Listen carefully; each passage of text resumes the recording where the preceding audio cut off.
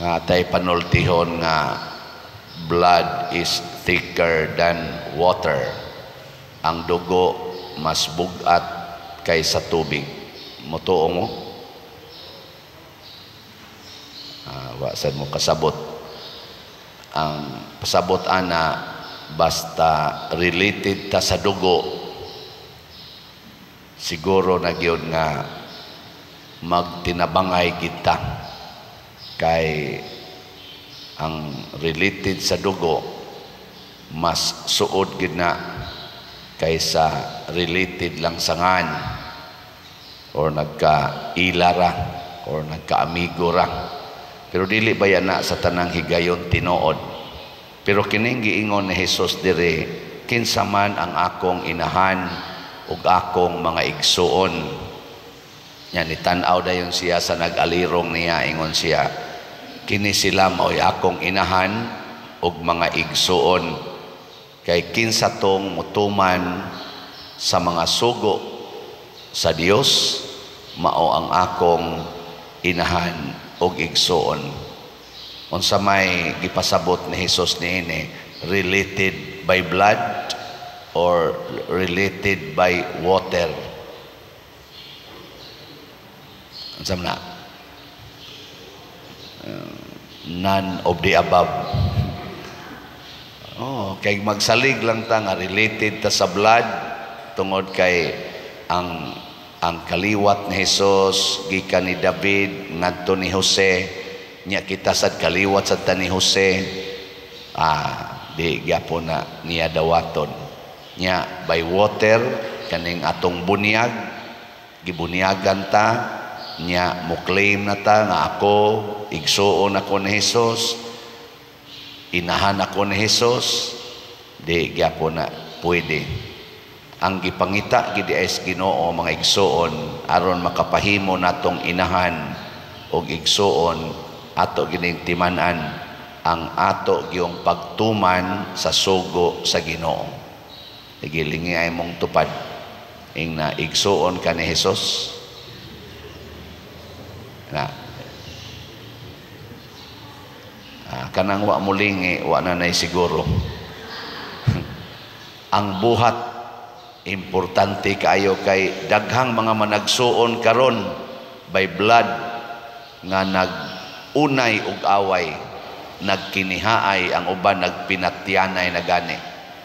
Dili makasagang ang pagkamanagsuon sa dugo, parihag amahan, parihag inahan, nag-away. Daghan sa mga binunyagan, ang uban gani niya mag-serve sa simbahan, naglinibakay hangtod karon siging linibakay, nagkinihaay sang uban kay nangaamong sa utang, naginutangay isig Katoliko, unya karon nagkinihaay na ang mga Katoliko kay tuag kinihaay, giapil pagkiha ang pari usahay nangutang sa dayang pari. Ana mo na ako dinhi maligya ra gyud kog slot para way kiha. Wa manggi mo kihag ni palit mong slot kay nga naman kompleto naman na inigpalit ninyong slot, tagaan dayon mo gracias Ginoo, ug mo palit mo para slot para sa kumbinto, tagaan din mo sa Ginoo og San Vicente Ferrer's Daily Abundant Graces SBF dad, palitan mo slot para sa atong pista Santo Niño karong Pebrero 3. Sugod na ta karong Huwebes sa atong nobinaryo, tagaan sad mo o healing joy ni Santo Niño. Wa na kompleto na di na mo kinahanglang mukiha. Ug di ka kadawat sa healing joy of Santo Niño, sickness na na imong nadawat at ikiha si Santo Niño, di ba? Wa na kay daily abundant graces, di malas hinoy imong nadawat kada adlaw, ikiha si San Vicente Ferrer. Mao man ay atong agreement, di ba? In short, unsa man ang kalipay nato anha unta masintro sa atong pagsigig tuman sa sugo sa Ginoo, dili sa mga nadawat nato gikan sa Ginoo. Nga kun mutuman ta sa sugo sa Ginoo, wa natay paabuton pang lain except nga kita nahimo ng igsuon, nahimo ng inahan ni Kristo. Whatever case in your life, kaduhang lingi sa imong tupad ing na malipay kang mahimong inahan sa Ginoo. Ing na lipay kang mahimong inahan sa Ginoo. Karon eksampulan ta lang mo, kinsa may mahimong anak nato nga Ginoo, matod pa ni Kristo, unsay inyong buhaton ngadtos labing ubos inyo nang gibuhat nako. Kanang labing ubos mura gid na sila og baby.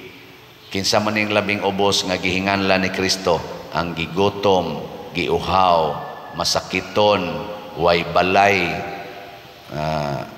binilanggo, hubo. Di ba? Mao man ay kahimtang sa mga bata. Kanang bata ba? Gutomon, dili makapakaon silang kaugalingon. Uhawon, dili makapainom silang kaugalingon. Ug masakiton ang bata, dili kapatambal siyang kaugalingon. Wa sad nay balay ang bata, di man na siya kahimog balay. Di na siya makatukod og balay. Unya, di sa nakapanglaba, hubo sa nakanunay, mangihi ra gani na siyang isulob. Unya, ang bata sad way kagawasan. Nganuman, gaagad ra gid siya sa bukton sa iyang ginikanan. Di siya gawas nun nga mubuhat bisan unsa. So kaning mga labing ubos ug ato na silang alagaran, mauna na sila ang makapahimo natong inahan ug amahan sa Ginoo. So makakita ka dihag adik siga kay mata nya gikan pagyus prisuhan, unsa man imo bang atimanon o dili? Nilingay imong tupad na atimanon dili. Awa, di ba? Musugod na kagingon, di pa diroy, madaot na. Mahimo na kang inahan, mahimo na kang igsuo ni Kristo, basta ato ng atimanon ang iyang panginahanglan. Dili na to siya reject, dili na to siya itsapuira. Kanang mga labing ubos, nya kanang mga labing ubos, mga buangon man na. Wa may tarong kaya na nila. Jutay aw na pipila. Kasagaran anang labing ubos, mga mangingilad, mga kawatan, mga palahubog, mga sugarol, kusog kay mamakak, kusog kayo mo manipulate, mga kuan ba kanang mga maro ba sa yawanon nga paagi. Mao man na sila. Ani man tay daghan din ang giatiman, mga ingon ana magbatasan.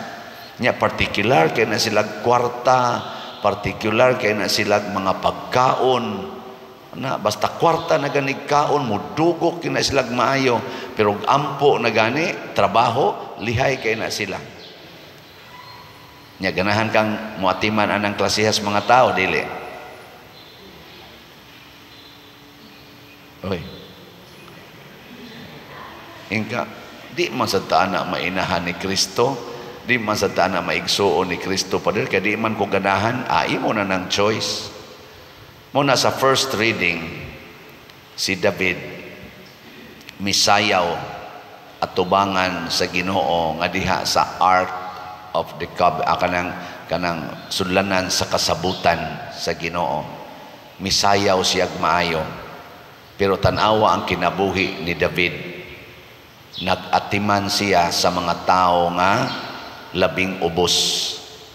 Kadtong mga tao nga gipiyal sa Ginoo niya nga mga masinupakon, apil na gani ang iyang anak niya kadto si Absalom. Sus ni unay to niya og kudita, gihigugma gyud ni David. Wa gyud niya pasipad-i ang iyang anak, giatiman niya kadto sang iyang hari, kadto si Saul nga nagplano sang patyon siya bisag iyang giatimag maayo, mao gyapon gibuhat ni David. ang iyang syudad nagihimo na apa man aron ang miniature dako kay na miniature dito sa ato Mughulilan. Makita ninyo diha ang dako kayong kuan sa simbolo sa iyang gingharian sa una. Pastilan giatiman gid niya ang tanang tao, pinangga kay niya ang tanang tao, ang buutan ug ang buangon. Munang 40 ka tuig siyang naghari, wa gyud na makalimti hangtod karon ang iyang paghari. Sige, kamong mga asawa, kung ang inyong bana magbisyo na, unsay inyong buhaton, biyaan o atimanon? Sige, tubag. Sugod karon atimanan na gid na. Kay nga naman mauna na'y makapahimo ninyong inahan o igsuon ni Kristo. Kay matod pa ni Kristo, unsay buhaton ninyo sa labing ubos, inyo nang gibuhat nako. Kanang bisyoso, ubos na gid na ang pagtan-aw sa kalibutan ana nila. Mo nang magpatagad na sila maayo kay di na sila hapit pansinon, likayan na sa kalibutan. Pero ikaw ayaw likay. Nya kamo sa mga bana, kanang inyong asawa di na makaog iro ang batasan, bati pa jud kay ignaw. Unsaon man na, atimanon o ilisan? Atimanon kay maunay makapahimo nimong anak sa Ginoo. Kanang musugod na kag atiman sa sugo sa Ginoo nga nag-ingon, higugmaa ginang inyong kaaway. No, kana bang asawa nga magsigig pangaway, higugmaa. Kay maunay makapahimo natong anak o igsuon o inahan sa Ginoo. Mao ni ang kuwang karon sa kalibutan. Daghan kay tag mga debosyon, daghan kay tag mga activities nga kalibutanon, pero way gusto nga motuman sa sugo sa Ginoo. Kita ra gyud nagtuman-tuman sa atong sugo. Malandong bitaw ko aning atong himuon karon nga sinulog sad or pit senior dinhi sa atong parokya. Mugasto biata anig labing minus mga 2 million. Morning na maligya tag slots. Naghuna-huna ko sa activities nga mag-contest ang mga chapels o sinulog, unya ang ilang daog apil na kanang consolation prize atong ihatag basta ilang ipa-improve sa ilang kapilya. Nakasuroy ba mo sa atong mga kapilya din mga 30 size mo na kabuok? Arang-arang nagyog mga naong na sila sound system, ang uban naka-tiles na, ang uban nakapaayo, ang uban na expanded tungod anang contest nato na ikapilya nga sa una gamay ra kay na nya di pa gyud nindot og naong pag misa nako atong ini karon aw kana diha sa kon ba kanang urban atong urban chapel naku kanindot na ninyong kapilya la kanindot na des nyong kuan siya nga dako kayo ani nga portion pa der kana gyung mga nadawat namo anang contest kay perti magisa na nilang aktibuha kanin taga urban ba ana si makapilay gato nako nindutan ko daning inyong salog tiles naman bago man siya mao na ni among daog pa der ana di ba nakaingon ko angayan yung padayonon nya karon sa ato sang kontis-kontis sa barangay, wa naman na sila makinahanglan tingalig tabang, kaya naman na sila honorarium, naam na sila income des barangay. Pero atong ikontis-kontis, ang tulok, ang 5 ka barangay, purtigid nila rong kuana, ligre kay sila karon kada gabi practice lab, angkon-angkon og painit, angkon-angkon og snacks. Mura bag nagkatigong gislag maayo ba? Ana, nako kanisad sa garas mga barangay blinibakay raman na sila kani nakatabang sa ni nga magkahiusa sila for a barangay consciousness ba nako kuan gyapon ni Lord katabang gyapon ni paghiusas mga tao diha sa barangay kaning mga buhata nya ang nagmeeting kaming mga opisyal sa barangay nga kapitan atong gimeeting nagsabot-sabot di mag-away maghimo tag activity nga para ni Santo Niño nga makalipay sa mga tao, unya makapasyokis pod sa atong mga talents, mga talented individuals nga naa sa barangay, may musayaw, may mo-organize, mayong mukoryo, ug uban pang mga talents. Kana gisugo sa nas Ginoo nato ang pagpalambo sa katilingban. Mao sa ning atong paghimos kumbinto, paghimo aning atong mga projects dinhi, dili ni pagpagarbo.